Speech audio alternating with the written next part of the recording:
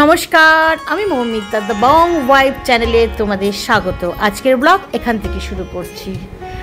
আজ অনেক দিন পর বৃষ্টিটা একটু দম ধরেছে, জানো, প্রায় 1 মাস ধরে তো বৃষ্টি চলছেই, হয়েই যাচ্ছে আর হয়েই যাচ্ছে, বৃষ্টি থামার নাম নেই।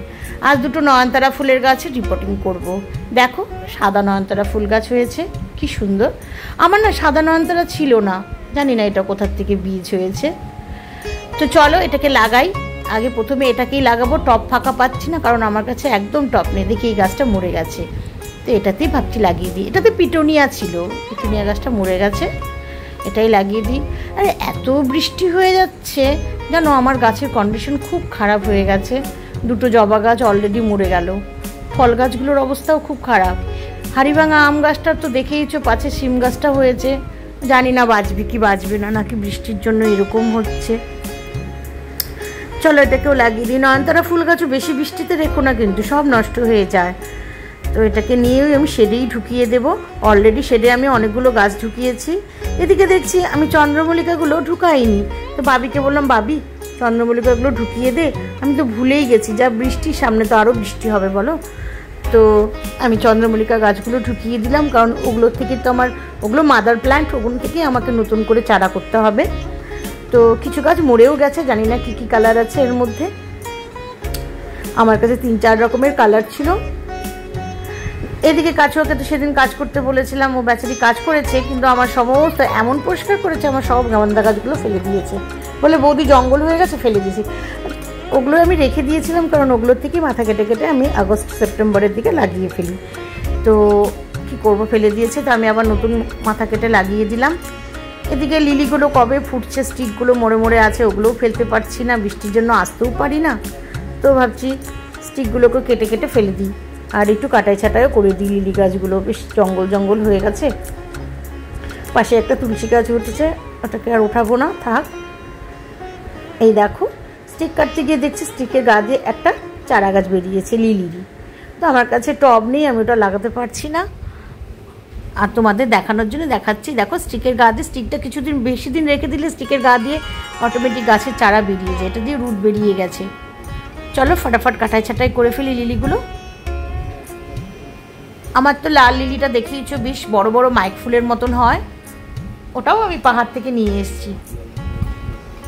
এই লিলিগুলো আলাদা, ওই লিলিগুলো আবার আলাদা। 3 রকমের লিলি, 4 রকমের লিলি আছে। ওই যেটাকে বলেছিলাম না এর আগে বলের মতন লিলি হয়েছিল, ওটাও একটা লিলি, বল লিলি। দেখো আকাশটা কি সুন্দর পরিষ্কার হয়েছে। এদিকে চলে এলাম, একটু বেলি ফুল গাছটাকেও কাটাই ছাটাই করে দিই। আজ তো আবার, তোমরা তো জানো আমার প্রিন্স এখন অনেকটা সুস্থ হয়েছে, প্রিন্স ভালো আছে ঠাকুরের কৃপায়। তো ওর একটু হার্টের সমস্যা হয়েছে, আবার ইসিজি করা হলো, ওদেরও আজকাল সব কিছু হয়। তো এখন বর্তমান প্রিন্স একটু ঠাকুরের কৃপায় ভালো আছে। এরপর আরেকটু সুস্থ হলে খেলাধুলা নিয়ে তোমাদের সামনে ব্লগ করে দেখাবো প্রিন্সকে নিয়ে। তো আজ আবার একটু নেমন্তন্নও আছে বিকেলবেলাতে, সন্ধ্যাবেলায় কি রাতের খাবারই আর কি ধরো। তো ওখানেও যাবো, পাশের মিষ্টির জন্মদিন, মিষ্টির, তো ওর ডাকনাম মিষ্টি। তো ওর মা ও ঠাম্মা এসেছিলো, আমাদের নেমন্তন্ন করে গেছে, প্লাস আমার বাগান দেখে গেছে। ওরা নাকি ফেসবুকে দেখেছিল, তো এসে বাগানও দেখে গেছে। তো আজকে ওদের বার্থডেতে আমরা সবাই যাব। দেখো আকাশটাকে দেখে আর লোভ সামলাতে পারছি না, বহুদিন পর পরিষ্কার আকাশ দেখছি। তো এদিকে বাগানের কাজ টাজ সেরে আজ যাব মিষ্টির জন্মদিনে। চলো চলে এলাম মিষ্টির জন্মদিনে পার্টিতে। বার্থডে গার্লকে দেখতে পাচ্ছি না, বার্থডে গার্ল খুব ব্যস্ত মনে হচ্ছে স্টেজের উপরে।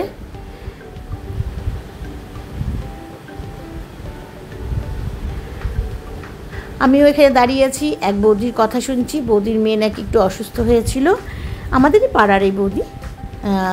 ওনার মেয়ের নাকি ঘাড়ের এদিকে একটা সিস্টের মতো হয়েছিল, শিলিগুড়িতে একবার অপারেশন করিয়েছে, আবার নাকি হয়েছে, তাই ব্যাঙ্গালোরে নিয়ে গিয়েছিল। ডাক্তার নাকি ওখানেও বলেছে আবার অপারেশন করতে হবে, কোনো গ্যারান্টি দিচ্ছে না, এটা বারে বারে হতে পারে। এই গল্পটাই শুনছি। আর আজকাল ওষুধ ছোট বড় কারো কোনো কিছু নেই, যখন তখন কার কী হয়ে যাচ্ছে।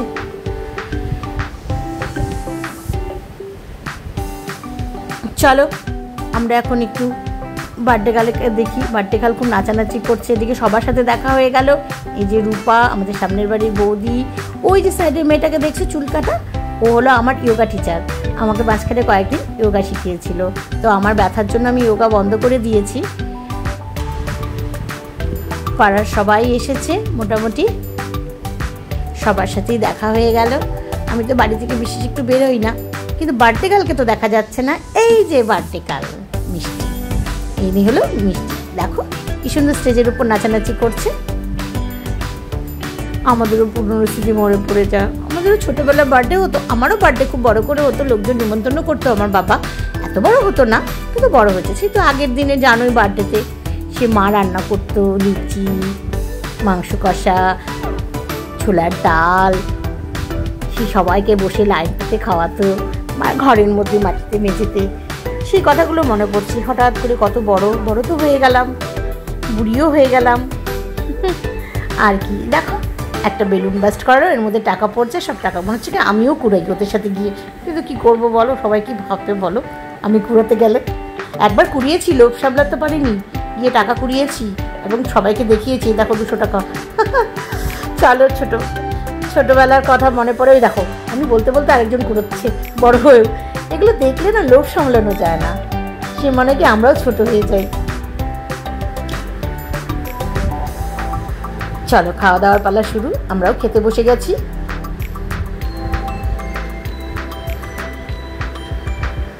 এই যে আমাদের টেবিল, আমি আমার ছেলে বসেছে, ওর বাবা বসেনি, পাশে পিঙ্কির মেয়ে বসেছে, আমি এবার খাচ্ছি। পাশে ডিজে বাজছে, তো সুন্দর সুন্দর গান হচ্ছে, কিন্তু তোমরা ওই তালে তালে আমরা নাচছি আর খাচ্ছি।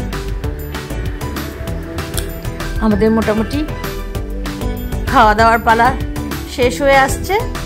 আর কি, তোমরা ভালো থেকো, সুস্থ থেকো, টাটা।